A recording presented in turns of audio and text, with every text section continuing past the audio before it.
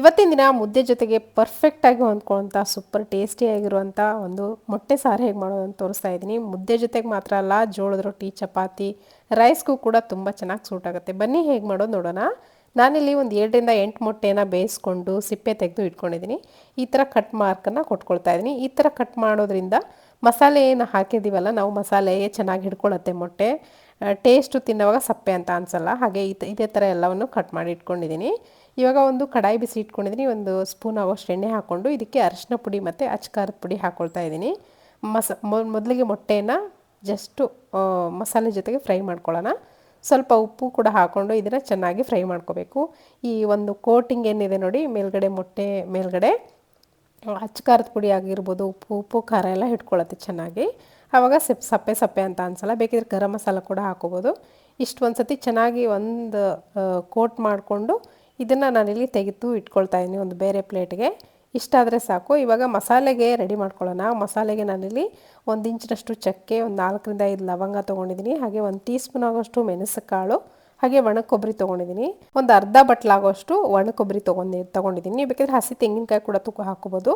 ಒಣ ಕೊಬ್ಬರಿ ಹಾಕಿ ಮಾಡೋದಂಥ ಟೇಸ್ಟೇ ಬೇರೆ, ಹಸಿ ಕಾಯಿ ಹಾಕಿ ಮಾಡೋ ಟೇಸ್ಟೇ ಬೇರೆ. ಒಂದ್ಸತಿ ಈ ಥರ ಮಾಡಿ ನೋಡಿ. ಒಣ ಕೊಬ್ಬರಿನ ಸ್ವಲ್ಪ ರೋಸ್ಟ್ ಮಾಡಿಕೊಂಡು 1 ಸ್ಪೂನ್ ಆಗೋಷ್ಟು ಕಡಲೆ, ಹಾಗೆ ಗಸಗಸೆ ಕೂಡ 1 ಸ್ಪೂನ್ ಆಗೋಷ್ಟು ಹಾಕ್ಕೊಂಡು ಅದ್ರ ಜೊತೆಗೇ ರೋಸ್ಟ್ ಮಾಡ್ಕೊಳ್ತಾ ಇದ್ದೀನಿ.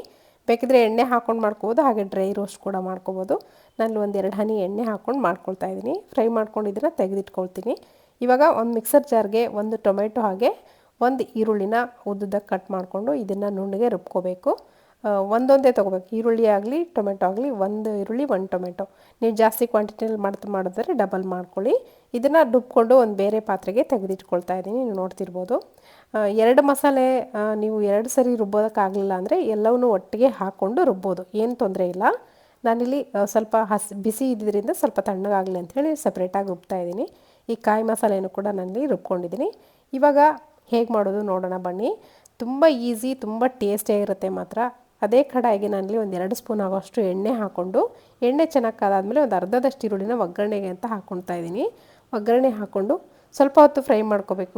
ಈರುಳ್ಳಿ ಸ್ವಲ್ಪ ಟ್ರಾನ್ಸ್ಪರೆಂಟ್ ಆಗೋವರೆಗೂ ಫ್ರೈ ಮಾಡಿಕೊಂಡ್ರೆ ಸಾಕಾಗತ್ತೆ.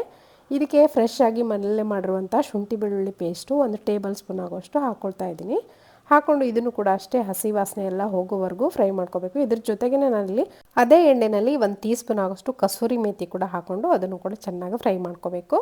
ಟೇಸ್ಟು ತುಂಬ ಚೆನ್ನಾಗಿ ಬರುತ್ತೆ, ಫ್ಲೇವರ್ಫುಲ್ ಆಗಿ ಬರುತ್ತೆ ಈ ಸಾರು.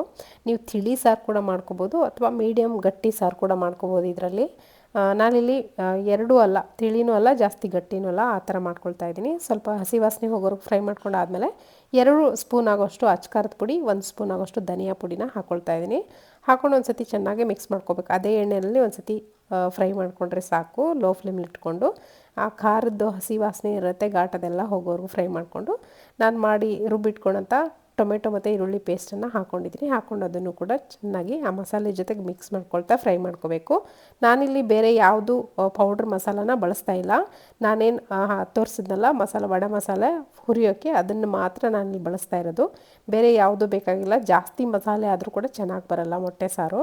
ಇವಾಗ ಉಪ್ಪು ರುಚಿಗೆ ಎಷ್ಟು ಬೇಕಷ್ಟು ನೋಡ್ಕೊಂಡು ಹಾಕ್ಕೊಂಡಿದ್ದೀನಿ. ಹಾಗೆಯೇ ಕಾಯಿ ಮಸಾಲೆ ಕೂಡ ಇದಕ್ಕೆ ಸೇರಿಸ್ಕೊಂಡು ನೀರು ಎಷ್ಟು ಬೇಕಷ್ಟು ನೋಡ್ಕೊಂಡು, ನಿಮಗೆ ಎಷ್ಟು ತೆಳುವಾಗಿ ಬೇಕು ಅನ್ನೋದನ್ನು ನೋಡಿಕೊಂಡು ಈ ಟೈಮಲ್ಲಿ ನೀವು ನೀರು ಸೇರಿಸ್ಕೋಬೇಕಾಗತ್ತೆ. ನೀರು ಸೇರಿಸ್ಕೊಂಡು ಮಿಕ್ಸ್ ಮಾಡ್ಕೊಳ್ಳಿ. ಮಸಾಲೆ ಎಲ್ಲ ಹೊಂದ್ಕೊಳ್ಳೋವರೆಗೂ ಮಿಕ್ಸ್ ಮಾಡಿಕೊಂಡು ಚೆನ್ನಾಗಿ ಬೇರಿಬೇಕು ಒಂದಕ್ಕೊಂದು. ಇವಾಗ ಕುದಿಯಕ್ಕೆ ಬಿಡಬೇಕು. ಇವಾಗ ನೋಡ್ತಿರ್ಬೋದು, ಇದು ತುಂಬ ಗಟ್ಟಿ ಇದೆ ಸಾರು. ನಾನಿಲ್ಲಿ ಮತ್ತೆ ಇಲ್ಲಿ 1 ಗ್ಲಾಸ್ ಆಗೋಷ್ಟು ನೀರನ್ನು ಸೇರಿಸ್ಕೊಂಡಿದ್ದೀನಿ. ಇದು ಕುದೀತಾ ಮತ್ತೆ ಗಟ್ಟಿ ಆಗುತ್ತೆ ಸಾರು. ಅದಕ್ಕಾಗಿ ಮೊದಲೇ ನೀವು ಎಷ್ಟು ಬೇಕೋ ಅಷ್ಟು ನೀರನ್ನು ಸೇರಿಸ್ಕೊಂಡು ತೆಳು ಮಾಡ್ಕೊಳ್ಳಿ. ಮುಚ್ಚಳ ಮುಚ್ಚಿ ಒಂದು 2 ನಿಮಿಷ ಬಿಡ್ತೀನಿ. ಚೆನ್ನಾಗಿ ಕುದಿಬೇಕು. ಹಸಿ ಮಸಾಲೆ ಆಗಿರೋದ್ರಿಂದ ಚೆನ್ನಾಗಿ ಕುದ್ರೆ ಹಸಿ ಸ್ಮೆಲ್ ಏನಾರ ಇರುತ್ತೆ ಅದೆಲ್ಲ ಹೋಗುತ್ತೆ. ಹೋಗಿ ಮೇಲ್ಗಡೆ ಎಣ್ಣೆ ಸ್ವಲ್ಪ ನಿಮ್ಗೆ ಕಾಣಿಸ್ತಾ ಇರ್ಬೋದು. ನಾನು ಎಣ್ಣೆ ಜಾಸ್ತಿ ಹಾಕಿಲ್ಲ, ಅದಕ್ಕೆ ಮೇಲೆ ಚೂರೇ ಎಣ್ಣೆ ನಿಮಗೆ ಕಾಣಿಸ್ತಾ ಇದೆ. ಈ ಥರ ಬಿಟ್ಕೊಂಡಾದಮೇಲೆ ಕುದೀತಾ ಇರುವಂಥ ಸಾರಿಗೆ 1 ಮೊಟ್ಟೆನ ನಾನು ಹಾಗೆ ಹಸಿ ಮೊಟ್ಟೆಯನ್ನೇ ಒಡೆದು ಹಾಕ್ಕೊಳ್ತಾ ಇದ್ದೀನಿ.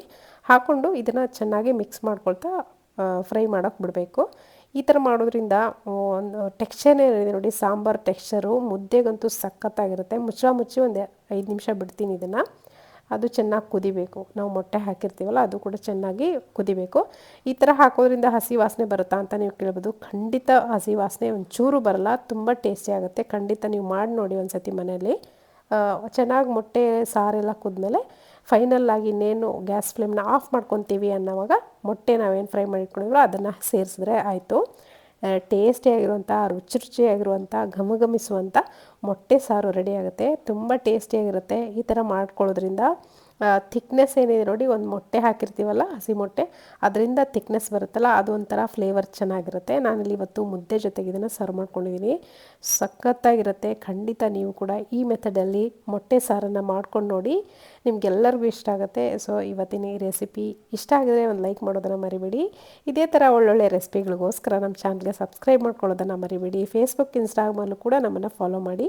ಇವತ್ತಿನ ಈ ರೆಸಿಪಿ ನಿಮಗೆ ಖಂಡಿತ ಇಷ್ಟ ಆಗಿದೆ ಅಂದ್ಕೊಳ್ತೀನಿ. ಇಷ್ಟ ಆಗಿದ್ರೆ ಒಂದು ಲೈಕ್ ಮಾಡೋದನ್ನು ಮರಿಬೇಡಿ. ಹಾಗೆ ಹೈಪ್ ಅಂತ ಇನ್ನೊಂದು ಆಪ್ಷನ್ ಕೂಡ ಬಂದಿದೆ ಯೂಟ್ಯೂಬಲ್ಲಿ, ಕೆಳಗಡೆ ನಿಮ್ಗೆ ಕಾಣಿಸ್ತಾ ಇರ್ಬೋದು. ಹೈಪ್ ಕೂಡ ಮಾಡಿ ಸಪೋರ್ಟ್ ಮಾಡಿ ಅಂತ ಕೇಳ್ಕೊಳ್ತೀನಿ. ಮತ್ತೆ ಸಿಗ್ತೀನಿ ಮತ್ತೊಂದು ರೆಸಿಪಿಯೊಂದಿಗೆ. Thank you.